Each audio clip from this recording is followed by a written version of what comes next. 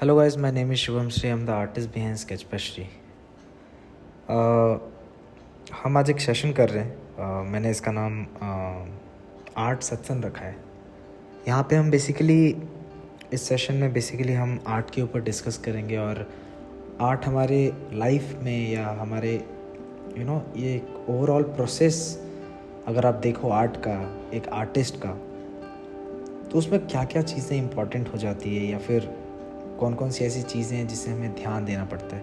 अब टेक्निक्स तो आप कहीं से भी सीख सकते हो, पर कुछ इमोशंस होते हैं जो एक आर्टिस्ट अपने पेपर के ऊपर या कैनवस के ऊपर लेके आना चाहता है।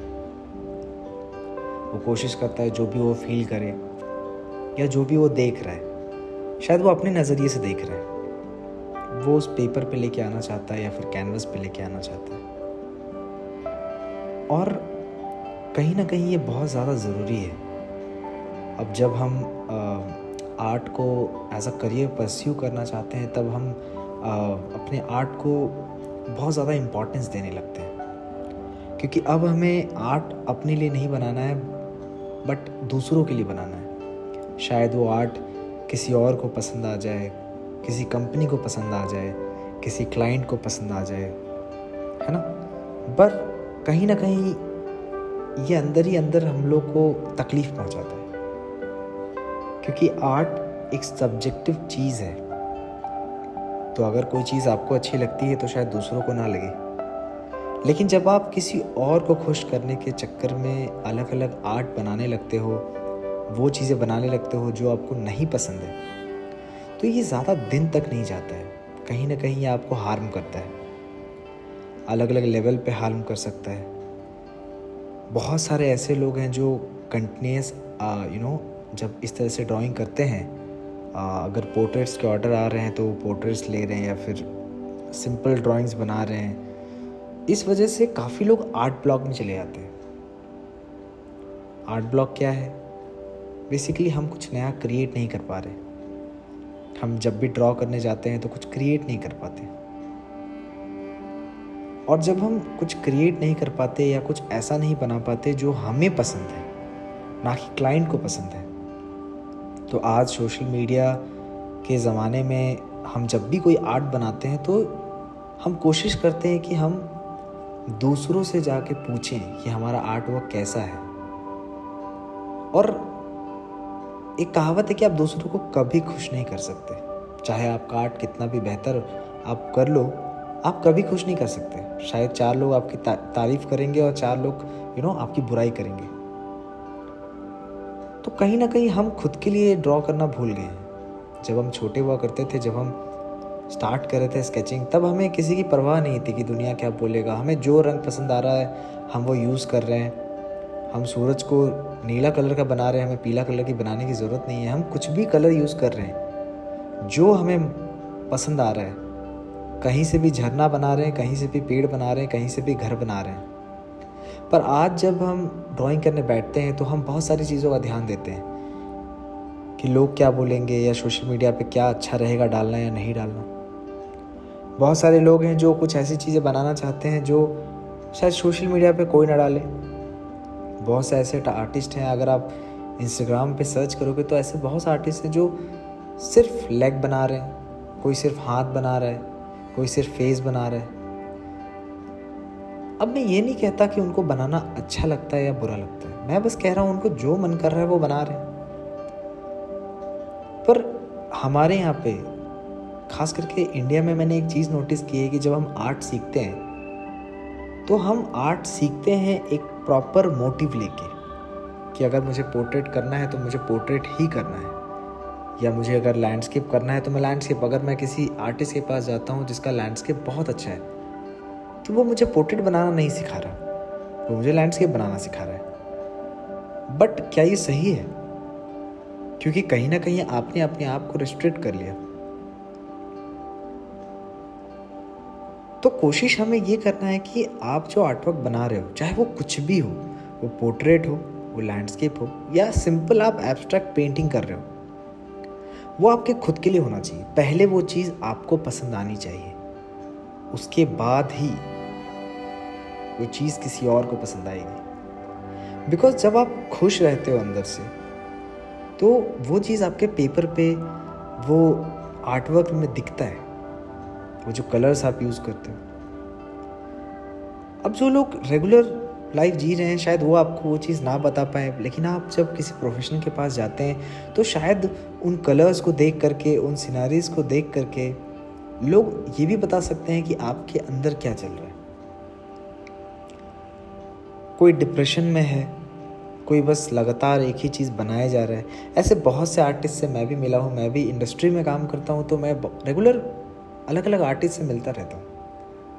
वहाँ पे मैंने एक चीज़ देखी है कि रेगुलर जॉब चेंज हो रहे हैं। मैंने खुद भी बहुत सारे जॉब्स चेंज किए, बिकॉज जब आप एक स्टूडियो में काम करते हो और वहाँ पे आपका आप क्रिएट नहीं कर पाते हो, आप रिस्ट्रिक्ट हो जाते हो, तो फिर हमें वो काम छोड़ना पड़ता है, बिकॉज हमारे मन को सेटिस्फाई नहीं कर रहा। क्या इसमें सक्सेस मिलेगा, क्या बहुत सारे पैसे मिलेंगे, डोंट नो, मुझे नहीं पता।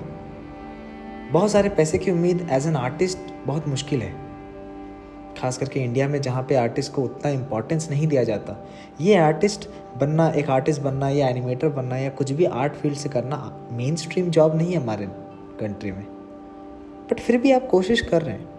तो जब बचपन से आपने शुरू किया और अभी इतने दूर तक आ चुके हैं, तो आगे भी हमें हमारा ही हमारा मोटिव होना चाहिए कि हम अपने लिए स्केच करें, ना कि किसी और के लिए। लोग अपने आप को डिस्ट्रॉय करके, अपने आर्टवर्क को डिस्ट्रॉय करके किसी और के जैसा बनना चाहते हैं, और जब आप आर्टवर्क में कुछ नहीं कर पाते तो फिर आप उसको पैशन का नाम देके साइड में ख़राब ड्राइंग्स बनाने लगते हैं।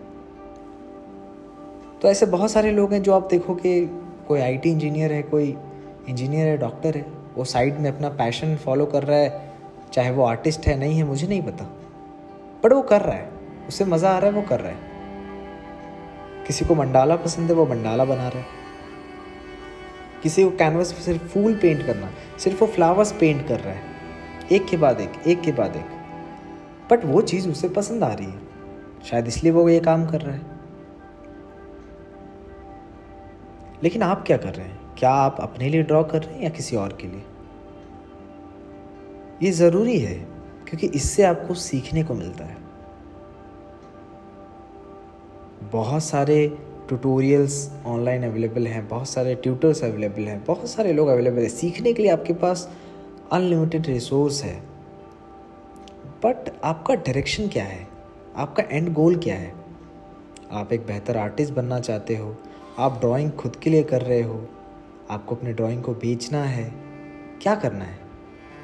क्योंकि जैसे ही आप अपने आर्टवर्क में पैसा नाम का चीज़ जोड़ोगे, पैसे जोड़ोगे, आप मनी का ट्रांजैक्शन जोड़ोगे, वैसे ही आपके आर्ट में चेंजेस दिखने लगेगा। आप जब खुद के लिए ड्रॉ करते हो तो शायद आप 10 चीज़ें नई क्रिएट करो, पर जब आप क्लाइंट के लिए ड्रॉ करते हो तो आप बहुत प्रिसाइज होकर हर चीज़ बनाने की कोशिश करते हो। डरते हो कि कहीं कोई चीज़ गलत ना हो जाए, कहीं मैं कोई पोर्ट्रेट गलत ना कर दूं, क्लाइंट को पसंद आएगा या नहीं आएगा। इस डर से क्रिएशन छूट रहा है कहीं ना कहीं। तो रैंडमली आप अपने लिए स्केच कर सकते हैं, अपनी खुशी के लिए। आप कभी भी कहीं पे भी बैठ सकते हैं, आपको आसपास कुछ दिख रहा है, नेचर से इंस्पिरेशन ले सकते हैं, आपके दिमाग में कुछ है, आप वो ड्रॉ कर सकते हैं। आपको वरी करने की ज़रूरत नहीं है कि एनाटॉमी कैसा है, प्रोपोर्शन कैसा है, शेडिंग कैसी है। कभी कभी अपने आप को, अपने दिमाग को फ्री छोड़ देना चाहिए, क्योंकि उससे आइडियाज़ क्रिएट होते हैं।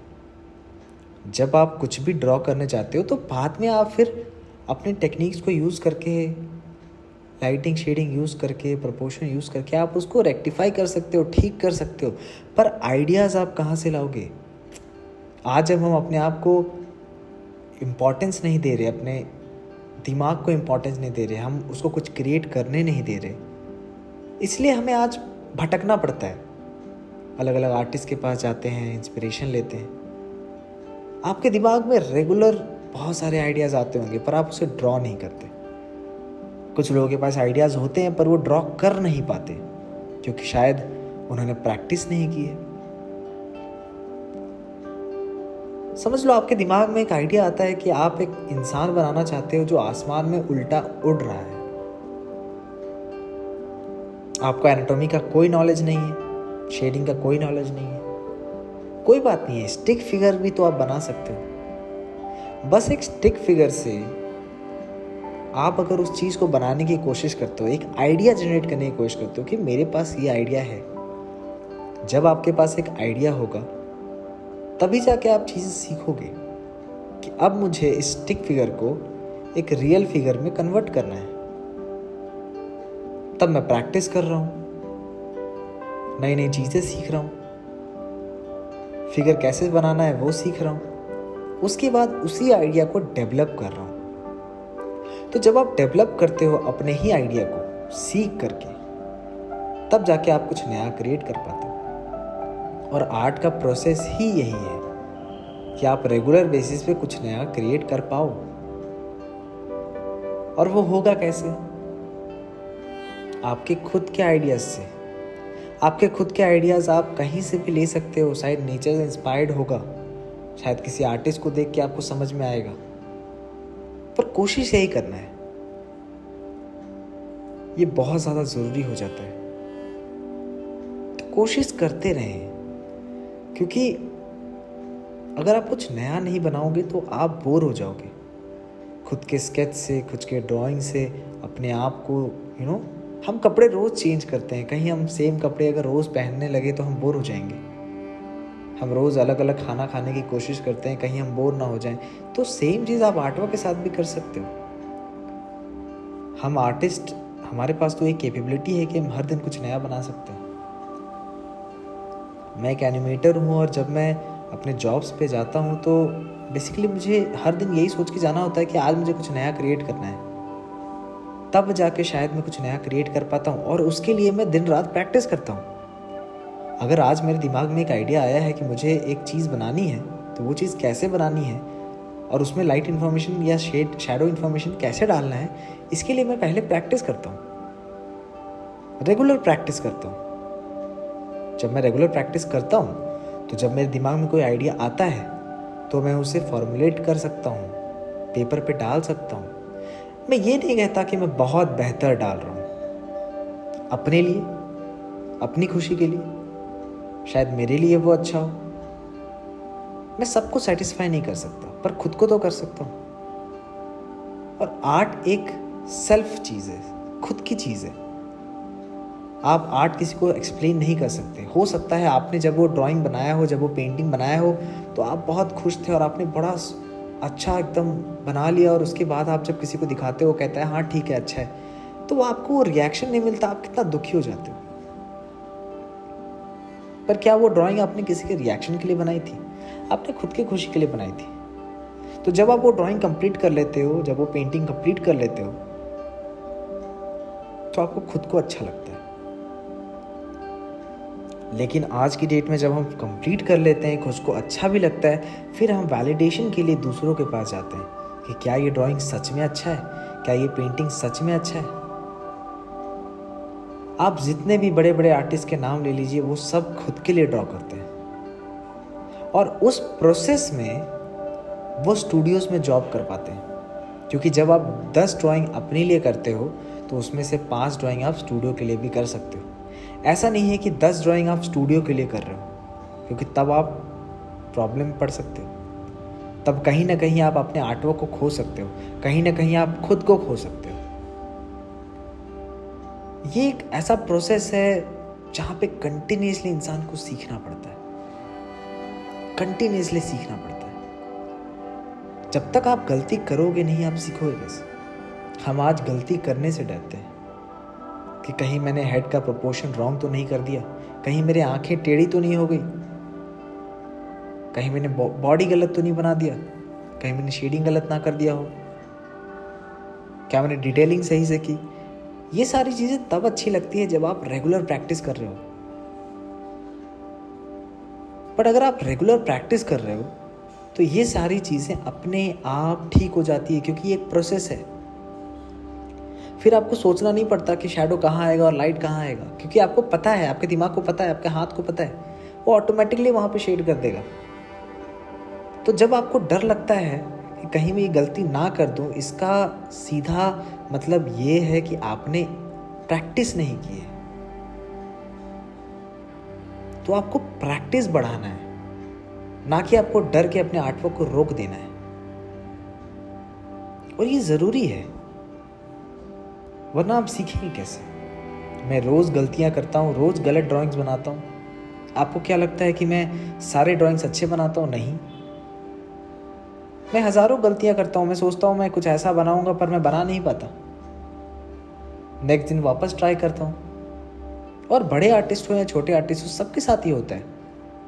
आप गलतियां रेगुलर बेसिस पे करते हो, तभी जाके आपको सीखने का मौका मिलता है। और यही प्रोसेस है। तो जो भी आप ड्राइंग कर रहे हैं, जो भी आप पेंट कर रहे हैं, जो भी आप बना रहे हैं, आप खुद के लिए करें, खुद की खुशी के लिए, जहाँ पे आपको रिलैक्स महसूस हो, आपका एक इमोशन बाहर आए। कभी कभी तो मैं अपने स्टूडेंट्स को ये भी एक्सरसाइज देता हूँ कि आप अपनी आंखें बंद करके पेपर के ऊपर कुछ बनाएं। आंखें बंद करके, कोई प्रपोर्शन नहीं, कुछ भी नहीं, बस आपका हाथ, वो पेंसिल और वो पेपर, और बस मैं घिसे जा रहा हूँ कुछ ना कुछ। जैसे हम बचपन में घिसते थे पेपर के ऊपर। जब बचपन में हम घिसते थे तो हम उसे ड्राइंग कहते थे, हम उसे आर्टवर्क कहते थे। आज हम अपने आप को जज करने बैठ गए। तो वो नहीं होना चाहिए। आप रेगुलर प्रैक्टिस करते रहें। प्रैक्टिस से आपका टेक्निक इंप्रूव होगा, पर आइडियाज जनरेट करने के लिए आपको खुद के लिए काम करना होगा। आपको खुद से लड़ना नहीं है, क्योंकि अगर वो आर्टवर्क आपको खुशी नहीं दे सकता है, लेकिन आपको ढेर सारे पैसे दे सकता है, तो फिर आपका आर्टवर्क बेकार है। फिर आप एक डॉक्टर बन जाइए और अपने आप को आर्टिस्ट मत कहिए। बस ये कहिए कि आर्ट मेरा पैशन है। अगर आपको इसको करियर में ले जाना है और लंबा जाना है, तो आपको कहीं ना कहीं आर्टवर्क में खुद की खुशी ढूंढनी पड़ेगी। चाहे वो आपको आज करना पड़े या कल करना पड़े, करना तो होगा। तो कोशिश करें नई नई चीज़ों को एक्सप्लोर करने का, खुद को जानने का, और अपने लिए ड्राइंग करने का। अपने लिए ड्रॉ करो, अपने लिए पेंट करो, खुश रहो। इसी के साथ मैं आपसे नेक्स्ट वीडियो में मिलता हूँ। Till then keep practicing. Bye bye.